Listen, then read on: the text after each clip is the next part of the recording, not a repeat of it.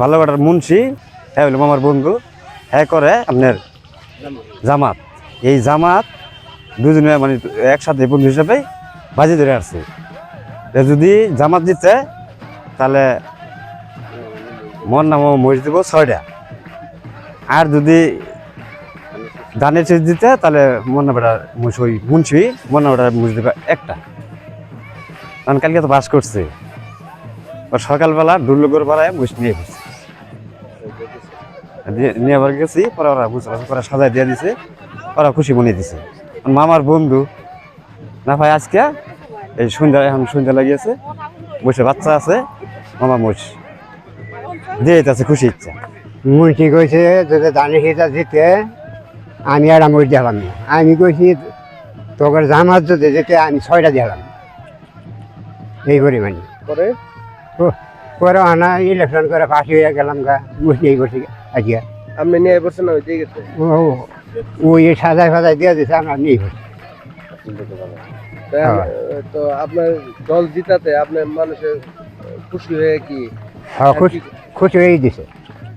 মুন্সির সাথে বাজি ধরছে, আমার ভাই বাজি ধরছে।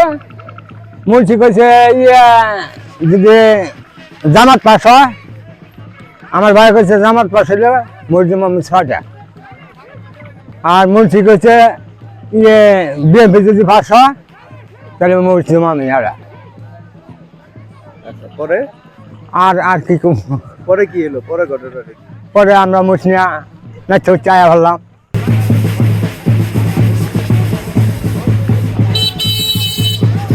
এর একটি মাত্র পিল আপনাকে করবে টেনশন ফ্রি। এসএমসির নোরেক্স 1, এক পিলের সমাধান।